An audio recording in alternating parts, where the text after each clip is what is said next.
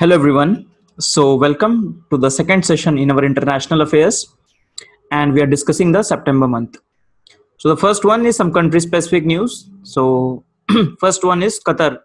So, Qatar and Saudi Arabia have done some reforms in their labor laws. So, we'll understand what are the previous labor laws are and what they have done. Now, for example, this was the news in the September month, and this is the news in the November month. Saudi Arabia reforms its kafala system for the foreign workers and the changes in the Qatar law. So basically, we need to understand that what was this kafala system. What type of a question you can expect?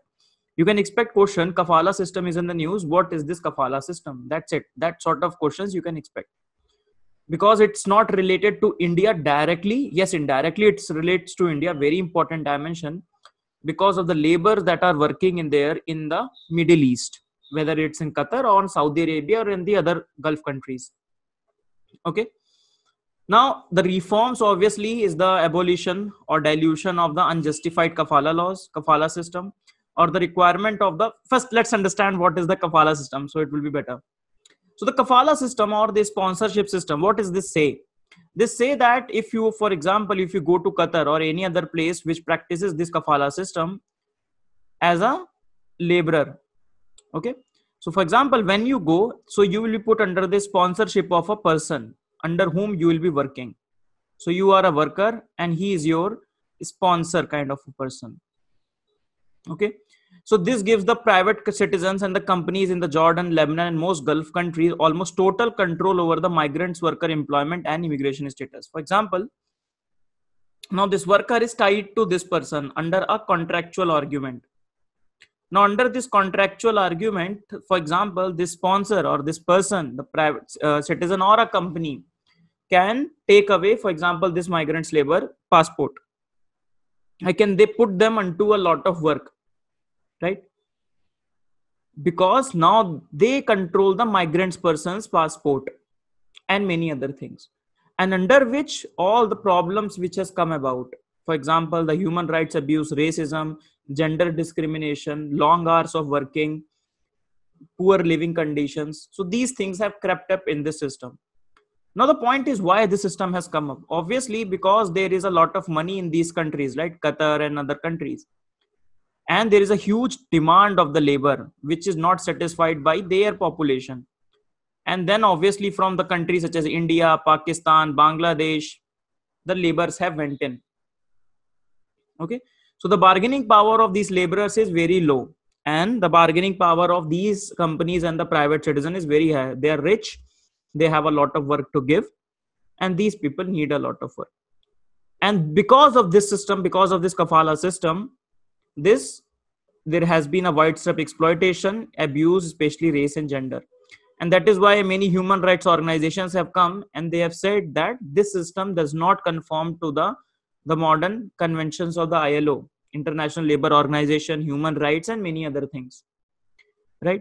So taking away workers' passport, forcing them to work excessive hours, denying them wages, like these things. So on that pretext, these reforms are happening in Qatar and then in the news that is Saudi Arabia. So the question will not be asked in which country they have done it, but rather the question will be asked that what is this kafala system? That is the idea. Okay, so the reform it has led to the abolition of the unjustified kafala system or the requirement for the no objection certificate, NOC, that the migrant worker needed from their employer before changing the jobs. Now, for example, if you want to change your job, but you are in the contractual argument, you have the passport, you have all the details taken out, you cannot go and take another job. So this is the problem. Now it just has come to the normal point, such as the worker will now have to give 1 month notice period if they have worked for less than 2 years, and notice period of 2 months if they have worked longer. Okay, so if you have worked longer, you have to give a longer period of notice period and the common system. But still the reports are coming that this system, the reforms which have been taken place, but still they are not helping, but still they have done moving into a right direction, right? So this is the kafala system. Next is the Barbados is in the news. Barbados, first of all, let's look at the location of Barbados. So Barbados is if you have watched the cricket match, it's called the West Indies, isn't it? So West Indies are the group of island in this place. Okay. Now Barbados, Bridgetown is one of the capital of the Barbados, very small country, and you can see it's in the Central America, located in the Atlantic Ocean. Now, why it's in the news? Because it is currently it's under the Commonwealth of the British. That is, it is not a sovereign country. It has the Queen of England as the sovereign, right? Now they want to become a republic as well. Republic means the head of the state is an elected one. Now, for example, India, the difference between a dominion and a republican, that is the difference, right? Or for example, if you have the head of the state, as let's say Australia has the head of the state, symbolic head of the state, that is the Queen of England. So these countries are not republic. Republic means when your head of the state is elected. Now, this former British colony, which has gained its independence from the British itself in 1966, but it still has the Queen Elizabeth at its constitutional head. As other self-governing Commonwealth nations such as Canada and Australia, now they want to drop it off when they'll celebrate their 55th anniversary of their independence in 2021. So in 2021, they'll be celebrating their 55th anniversary, and now they want that no longer. We don't want Queen Elizabeth as our head of state. It is just a colonial yoke that is coming up. Nothing significant is going to happen. It's just a symbolic idea. Now, the last time which country has done it, it was the Mauritius. India has done it in 1950, right? When we became a republic through our constitution itself. If you compare something, so it's a relatively good country with respect to, you can see the human rights index. It's the rank is 58th. The per capita GDP as PPP, you can see around $18,000. India has around $7,000 per capita GDP on the PPP. Okay, right. So these are the two countries that is news: Qatar, Saudi Arabia because of the Kafala laws, and Barbados because now it wants to become a republic, removing Queen Elizabeth as its head of the state. Now let us discuss something with respect to India. It's not only the bilateral relationship, but also the India-specific institutions such as BIMSTEC also we will discuss here. And some other things which are very India-specific. The first one is BIMSTEC itself. BIMSTEC, a very important topic for your mains. For prelims also, it's a very simple topic. So BIMSTEC full form is Bay of Bengal Initiative for Multi-Sectoral Technical and Economic Cooperation. Okay, it has the 7 countries within it. 7 countries, 5 countries from SAARC and 2 countries from ASEAN. So it is said to be an intra-regional or inter-regional, not intra-regional, inter-regional cooperation. So 2 regions are there, that is South Asia and this is Southeast Asia, right? So the inter-regional cooperation, that's kind of a thing. It's in the news last year because for an FTA, BIMSTEC FTA is under the negotiation. This year it is in the news because of the charter which has been formed. So after 22 years, they have finally formed this charter of the BIMSTEC. Let us discuss something about it. It started in 1997 as a cooperation between 4 countries, that is Bangladesh, India, Sri Lanka and Thailand. Then later that year, Myanmar was added. Now it has become the BIMSTEC. Now the name has changed obviously, but the initials came from the country itself. Then you have the Nepal and the Bhutan. They have joined later. So Nepal, Bhutan are the 2 remaining the 2 SAARC countries which have joined it. So the number of members are 7. That is 8 minus 1, 8 that are in SAARC. This is purely for the remembering. How can we remember? 5 from the SAARC and 2 from the Southeast Asia. That is Myanmar and Thailand. Which are the countries which are not there from the SAARC? First of all, Pakistan. Obviously, after SAARC has not done well, Pakistan will not be the part of BIMSTEC. From that logic, you can remember. Then Afghanistan, because of the distance, Afghanistan there in the near to Central Asia, and we are talking about Bay of Bengal. So obviously that is not there. But Maldives is not there, and this is what we have to remember. And in the place of Maldives, Nepal and Bhutan is there. Okay. Now, yes, the significance, 22% of the world's population, 2.7% of the GDP, and all these things are there. Now, they did not have a charter as we have discussed, and in the absence of a dedicated charter, they have been running under the Bangkok Declaration under the 1997. Charter means basically you can say the constitution that was there. So BIMSTEC charter finalized after 23 years after its inception. Chalo. One of the things within the BIMSTEC, for example, as we have discussed, it's a bridge between South Asia and Southeast Asia, right? So intra-regional cooperation, then a platform for intra-regional cooperation between the SAARC and the ASEAN. Then it will not be it will be an addition to and not a substitute for bilateral, regional, and multilateral cooperation involving the member state. So remember, it is not a substitute. So BIMSTEC does not intends to substitute. This is written in the, for example, the organization's charter itself, that it will not be a substitute. Rather, it will be just an addition or a complementary to the already existing mechanism. And this is the India's approach as well. India does not want to replace SAARC with BIMSTEC. No. The SAARC is obviously having some problems, but India does not want to replace SAARC with BIMSTEC. Rather, using a BIMSTEC as a tool so that we can revive the SAARC, and secondly, so as to fill the vacuum which has been left by the SAARC. Chalo. I have also kept the significance of the BIMSTEC for India very quickly. Let us see. Not very important for prelims, just for understanding sake. Geoeconomical. So untapped trade opportunities are there. Development of the Northeast, energy security, because of the lot of resources are there in the Myanmar. Within the BIMSTEC, you can see if you see the map, the Northeast is the central focus. So the pivot to the Northeast is a very important idea for BIMSTEC. That why for India, BIMSTEC is very important for the development of the Northeast, because all the countries that surround the Northeast are the part of the BIMSTEC. So whatever problems you have in the Northeast, one of the solutions can be international cooperation with reference to the BIMSTEC as a platform. Then geopolitical accelerated integration of Southeast Asia, connecting South Asia and Southeast Asia. Geostrategic, countering the Chinese influence, border and node organization, Indian Ocean.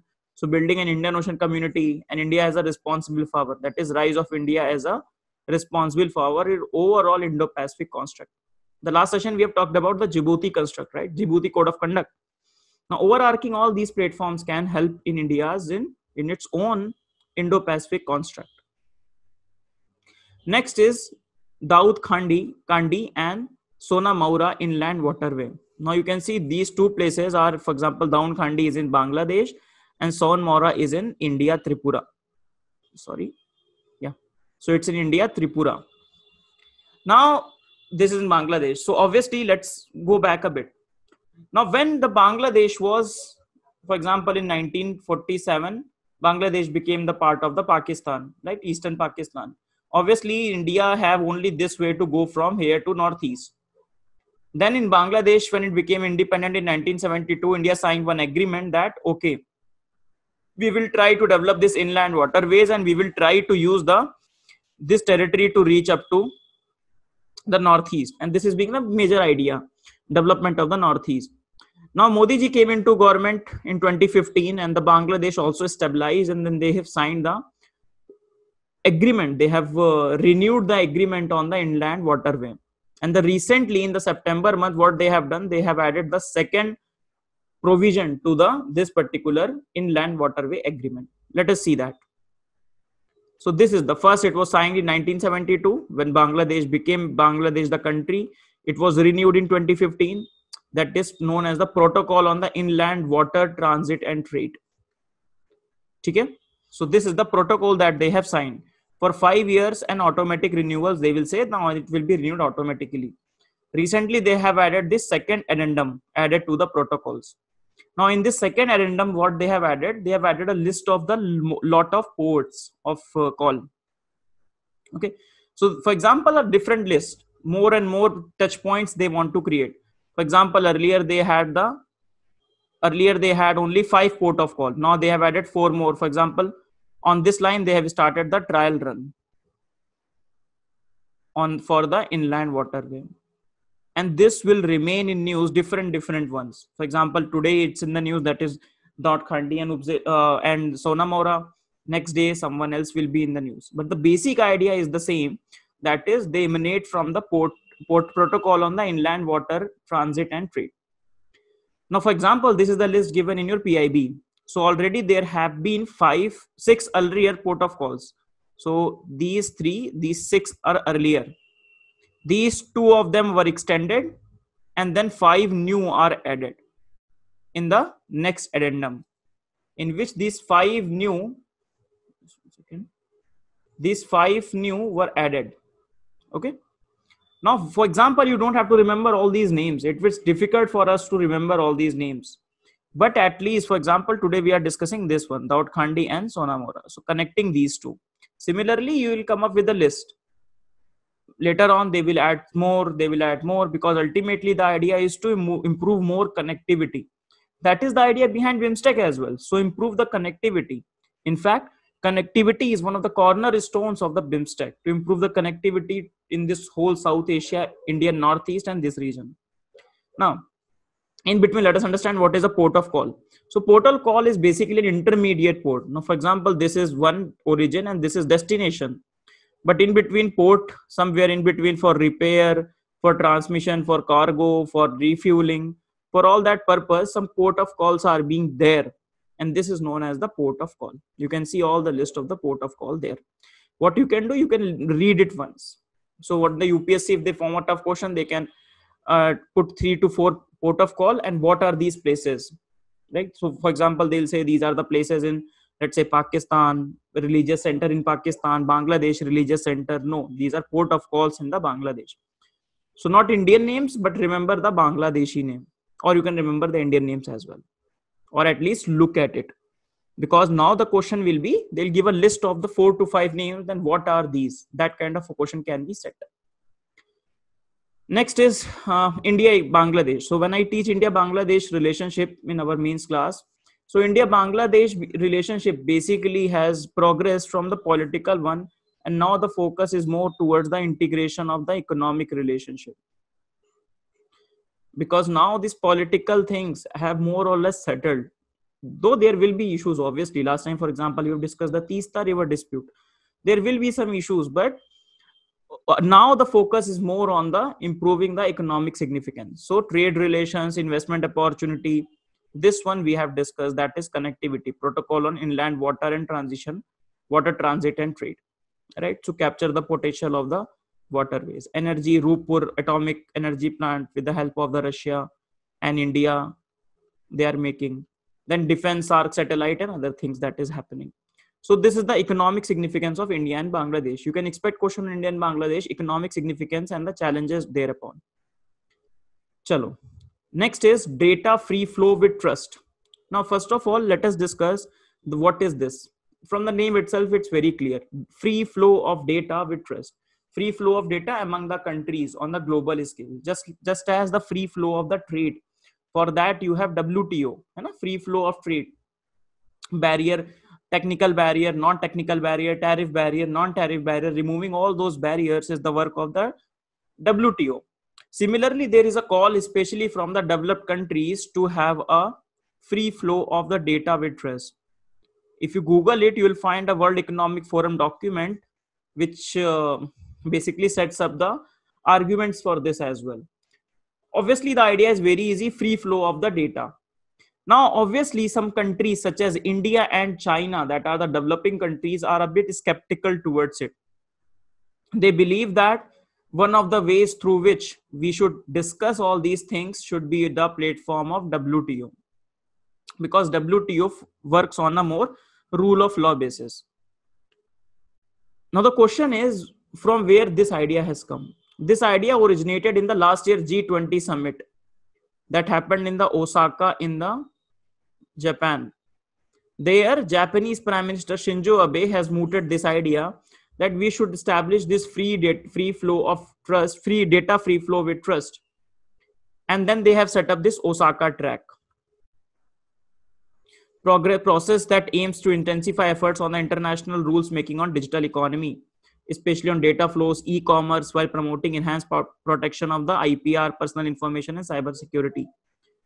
Now we are all in for that. India has said that we are all in for the data and all these things, but you need to make sure that you do it on a WTO platform first.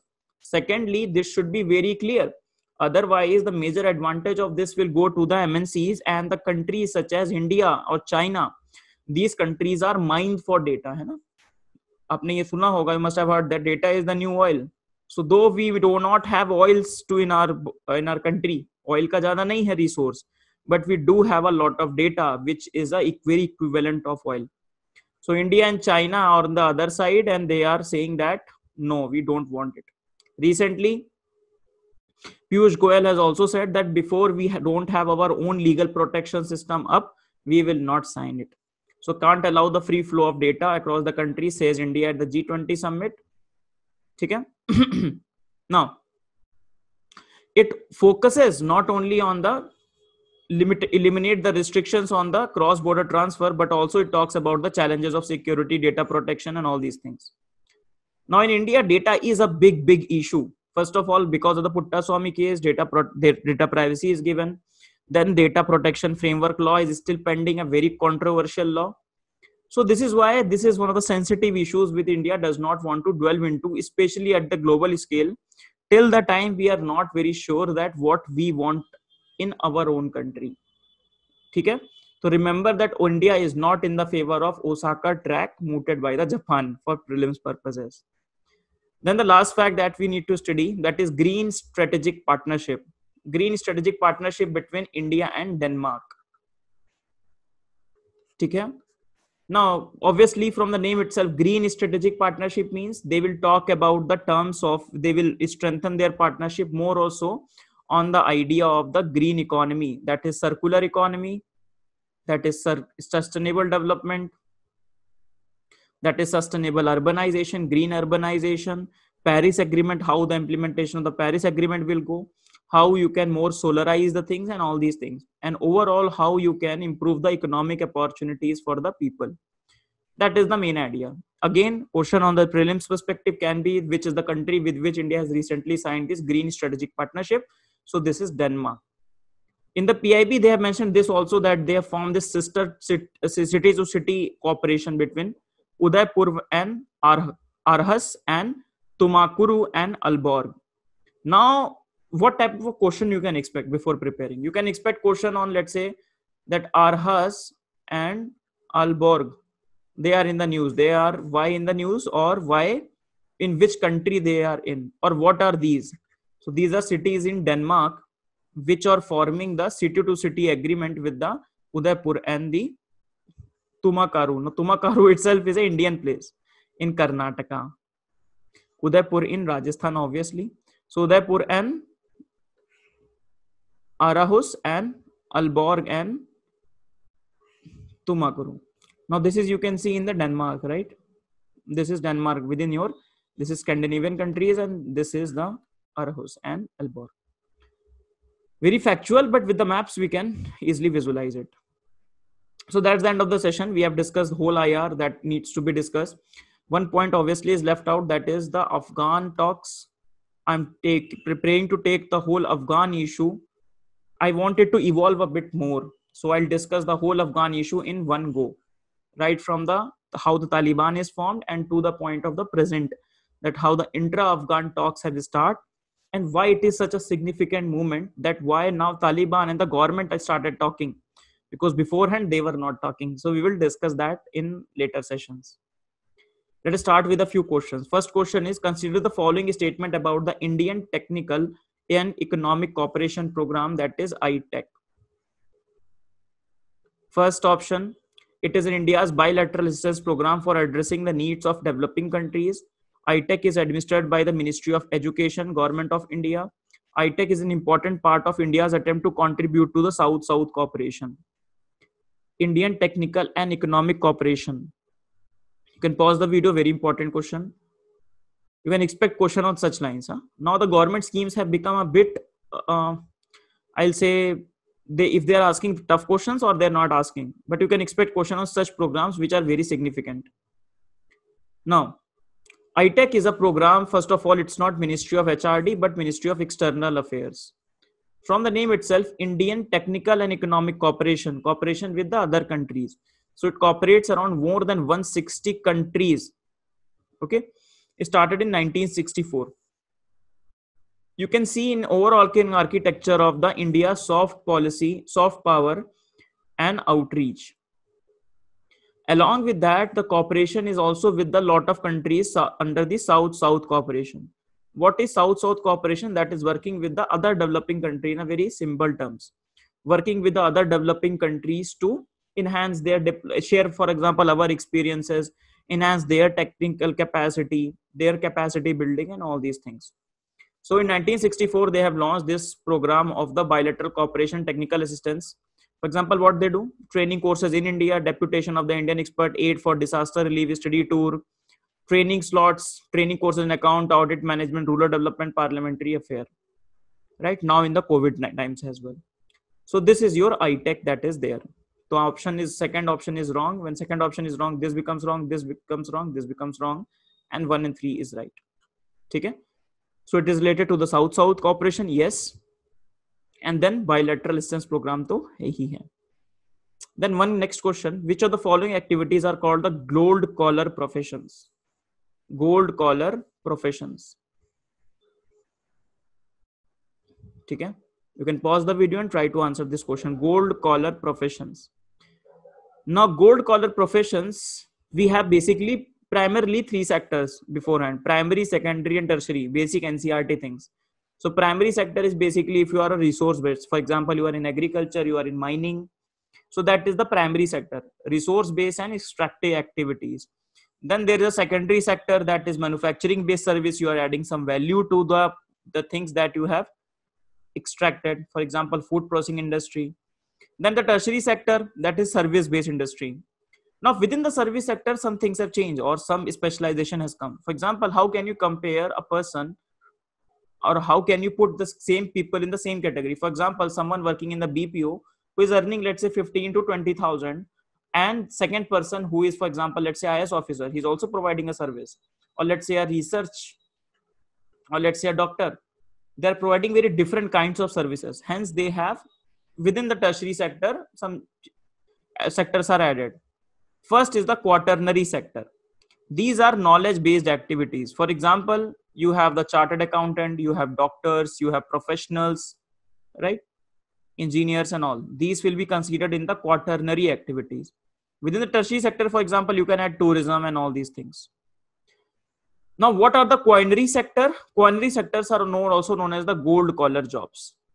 They are the highest level of decision making. For example, let's say cabinet secretary, or all the IS officer that participate in the policy making, highest level of the decision making where they participate. Business executive, IM, MBAs, and all these people, government officials.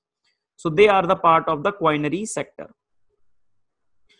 Different sector also, some ready-made information for you. Very quickly we will see. So different color and different worker. For example, you must have heard of the blue collar worker, white collar crimes, you must have heard.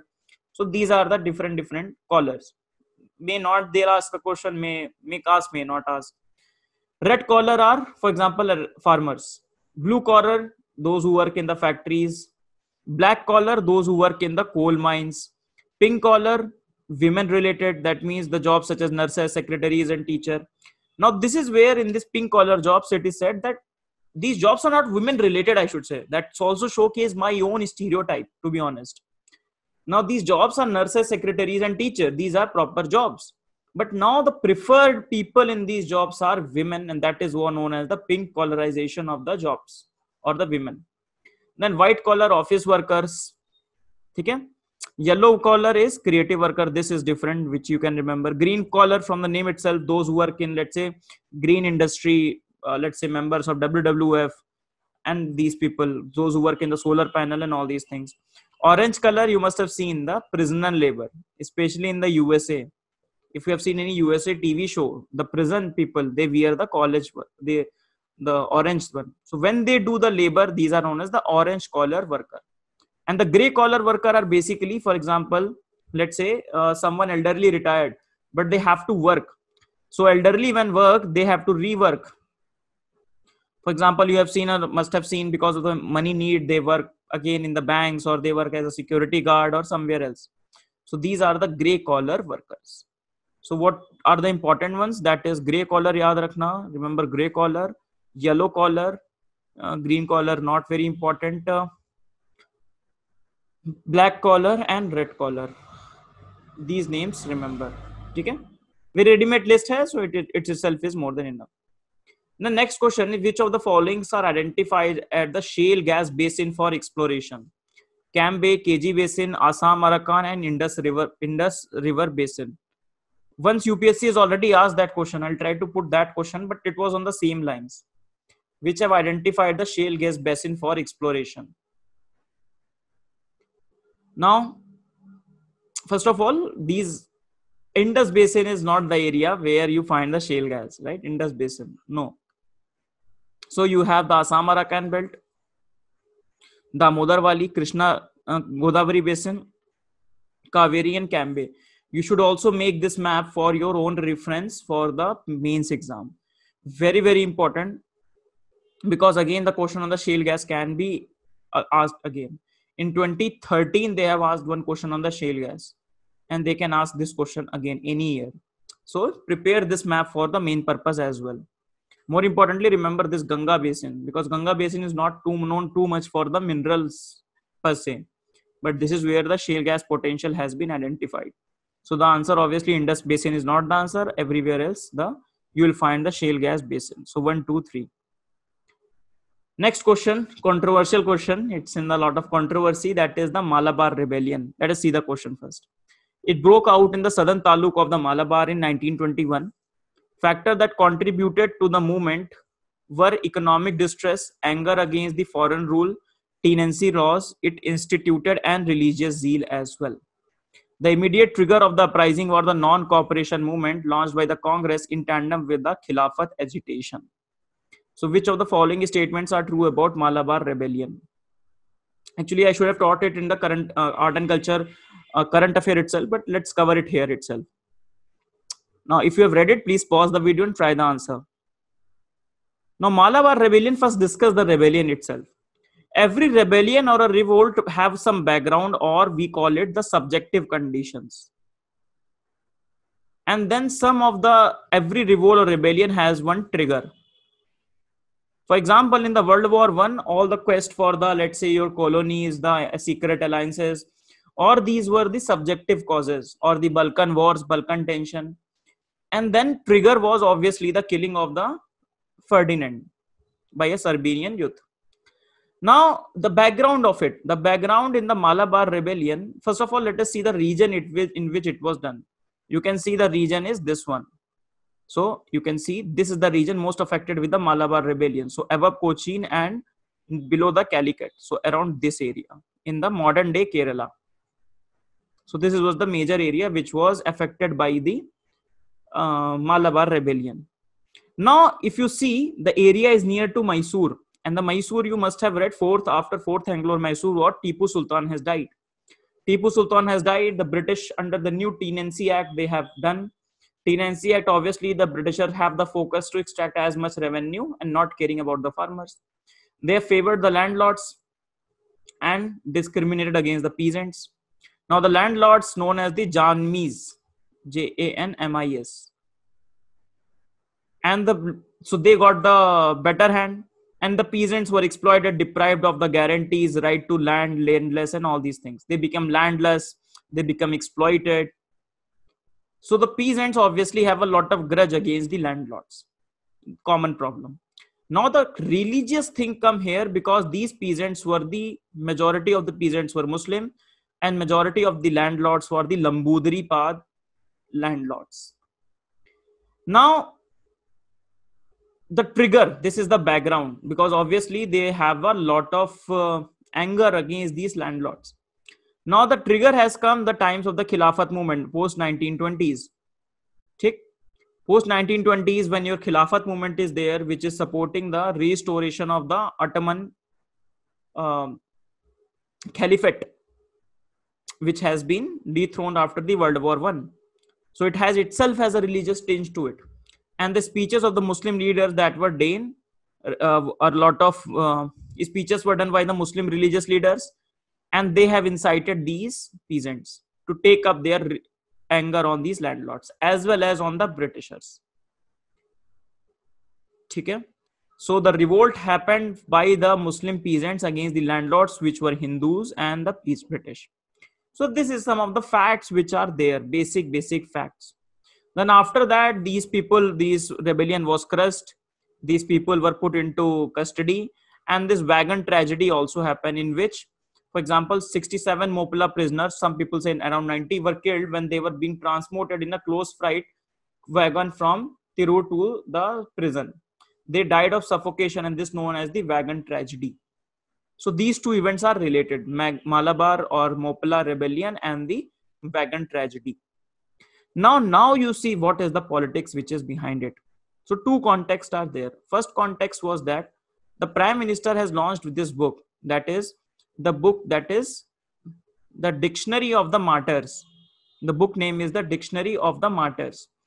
Now when the Prime Minister has launched this book contained the name of the people who died in the Malabar revolt.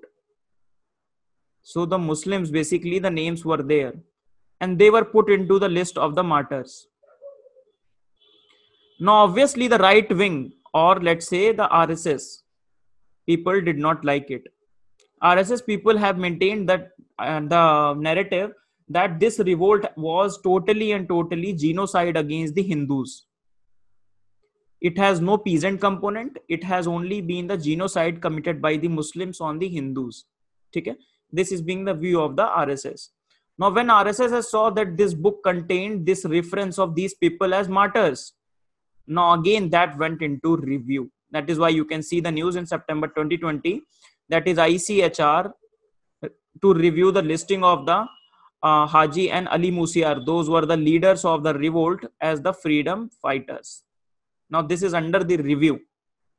Okay, understood? That is the first context. So the context is, very quickly let us revise, that Prime Minister has released a book. In that book, the people such as Mr. Haji and Ali Musiar name is written. Those were the Muslim peasant leaders, those who have incited the revolt that has killed the landlords. Those were Hindus as well as some Britishers. Okay. Now obviously that has problem with the RSS. Now you'll see many articles which were being, for example, this is the article in the print. This is an article written by some person from the RSS itself. So क्या लिखा है इन्होंने? Why 1921 Malabar Mopala rebellion was not a peasant uprising but an anti-Hindu genocide. This is obviously a view of the right wing. Achha, here we are not right wing, left wing, nothing. We just have to see the facts, and we just need to know the context in which why this particular thing in the news. We need to know that. So that is the first context. Second context is that in Malayalam there is a movie that is coming. In Kerala, in Malayalam, a movie aa rahi hai. In 1920, on the 1921 Malabar rebellion, because from 1921 to 2021 it is completing its 100 years. So the movie is coming up, which is now talking about the story of Mr. Haji, Mr. Varian Kunathu Kujahamad Haji. Okay? Now this movie talks about the Mr. Haji and in a relatively positive light.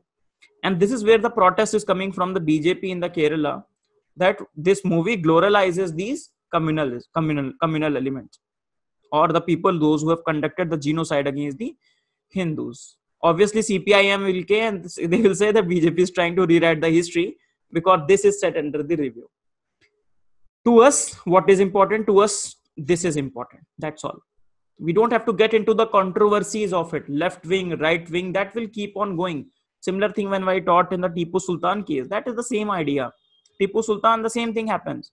And the things that happen, especially close to the your election. We don't have to keep it. We have to remember it. But we just need to know it.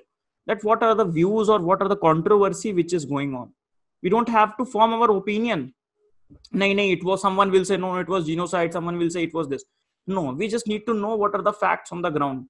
What is the view of the one side and what is the view of the other side. Yes, you may have your opinion. You are entitled to one. But from the UPSC perspective, we just need to know these facts. Now, the options are, it broke out the southern taluk of Malabar. Yes. 1921. Yes. Factors contributing was economic distress. Yes. Anger against the foreign rule. Yes. And the religious zeal as well. That immediate trigger was the non-cooperation movement launched by the Congress in tandem with the Khilafat agitation. Next question is, so all the three options are right. Next question is, Ministry of Heavy Industries and the Public Enterprise consists of. It's a question in the recently asked in the CDS.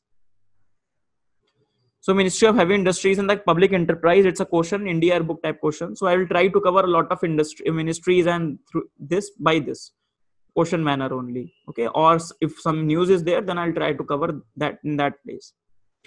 Now, Ministry of Heavy Industries have basically two major departments: Department of Heavy Industries and Department of the Public Enterprise. Department of the Heavy Industry is the major department. Okay? It's a major department of the industry itself. If you Google the Ministry of Heavy Industries, only this department link come up. When you type the link of this department, then this department comes up. That means the significance of this department is high and significance of this department is relatively low. We'll discuss why also. So Department of the Heavy Industries, it has some of the schemes such as FAME India, NATRIP, National Policy on the Capital Goods, Samarth Udyog. We'll discuss whenever these schemes come. So from the name itself, heavy industry. So for example, regulating the automobile sector and all these things that are there in this particular sector. Department of the Public Enterprise, we know it's a department which take care of the central public sector enterprises. So the policy, the performance, the autonomy, the financial deregulation and all these things.